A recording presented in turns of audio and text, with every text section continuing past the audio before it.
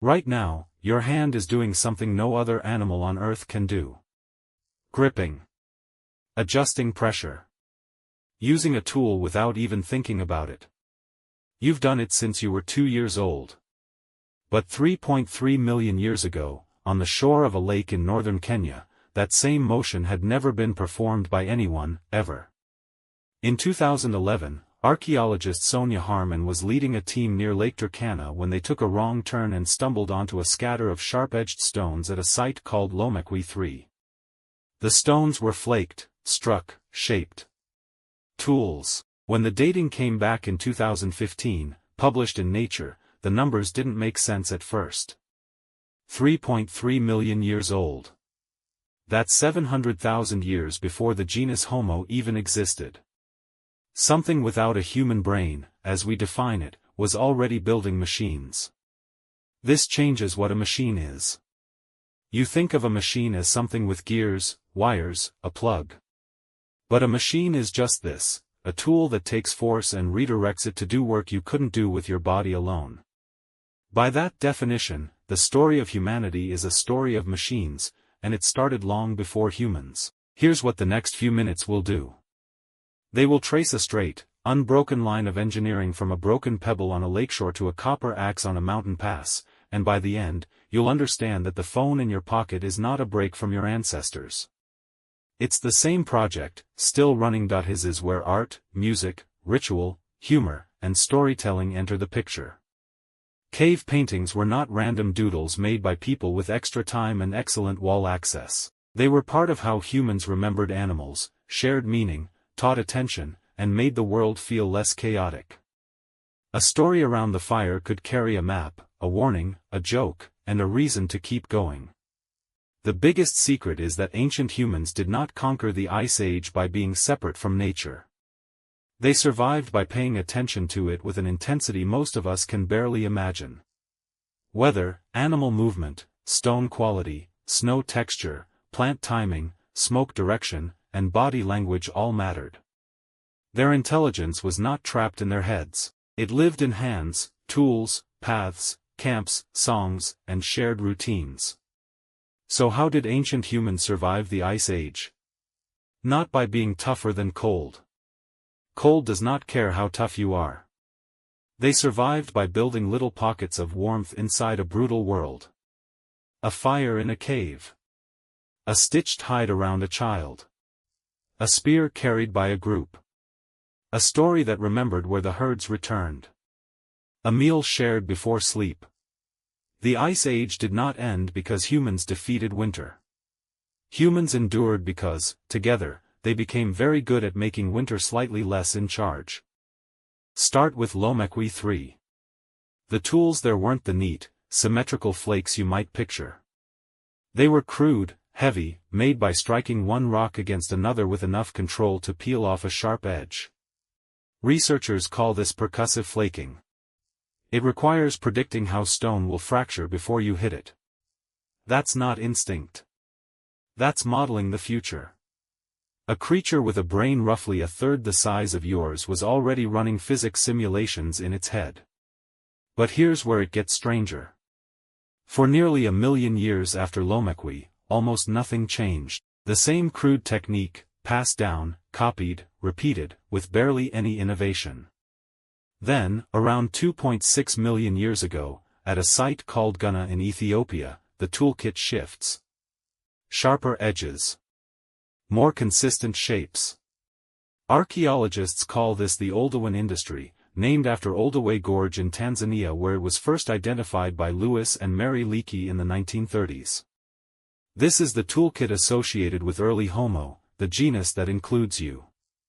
The upgrade wasn't just sharper rocks. It was the first sign of a teachable skill, something an older individual could show a younger one, hand over hand.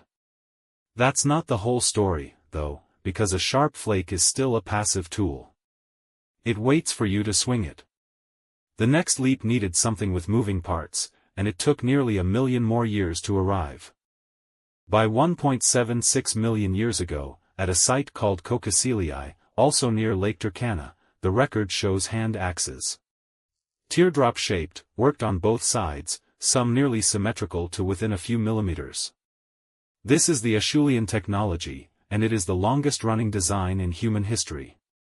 The same hand axe blueprint stayed in production for over 1 million years, carried across Africa, Europe, and Asia by Homo erectus. Think about that span. Rome existed for about 1,000 years. This tool design outlasted that, 1,000 times over, without a single patent, blueprint, or written instruction. It traveled by watching. Except a hand axe still only works up close.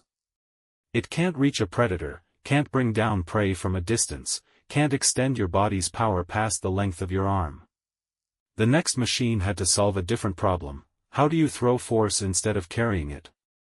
The answer showed up in a coal mine in Schöningen, Germany, in 1994. Buried in ancient lake sediment, preserved by waterlogged clay for 300,000 years, archaeologists found 8 wooden spears. Not sharpened sticks.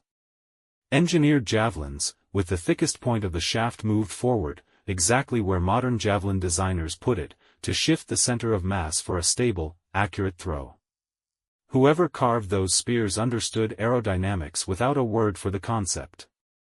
This is a machine that converts a human arm's rotational energy into a projectile's forward momentum. It's a catapult made of wood and a shoulder joint. But throwing a spear by hand still has a ceiling, set by the length of your arm. Around 17 to 21,000 years ago, the archaeological record shows a device that broke that ceiling entirely, the otlotl, a spear thrower. It's a stick with a hook on one end that cradles the base of a dart. By extending the effective length of the throwing arm, it acts as a lever, multiplying velocity. Experimental archaeologists using reconstructed otlotls have clocked darts leaving the device at over 90 miles an hour. That is a machine, full stop. A simple lever system engineered specifically to violate the normal limits of human muscle. And it's still not the ceiling.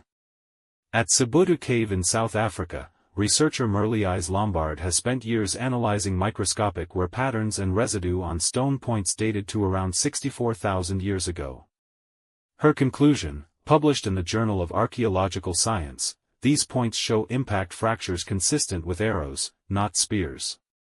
That would make this the earliest solid evidence for the bow, a machine that stores energy in a bent piece of wood and releases it all at once. A bow doesn't just throw force. It saves it up first. That's a fundamentally new kind of engineering, energy storage, centuries before anyone had a word for physics. Every one of these machines fed the next one. The hand axe taught controlled fracture. The spear taught aerodynamic shaping. The otlotl taught leverage. The bow taught stored energy. By the time you reach Otzi, the mummified man found frozen in the Alps in 1991 and dated to roughly 5,300 years ago, he's carrying a copper axe, a bow, a quiver of arrows, and a fire-starting kit with fungus tinder, in one single toolkit. That's not a caveman. That's an engineer walking around with a portable workshop strapped to his body. So here's the reframe. You did not inherit tool use from your ancestors the way you inherited eye color, passively, automatically. Every single machine in that chain, from a fractured pebble on a Kenyan lakeshore to the copper blade on a 5,000-year-old mountain pass, had to be figured out, taught, corrected, and improved by someone who couldn't ask a search engine how. The device in your hand right now, the one you might be watching this on, is not new behavior. It's the same act your ancestors performed 3.3 million years ago on that lakeshore, taking a piece of the world that wasn't built for you, and rebuilding it into something that extends what your body alone could never do.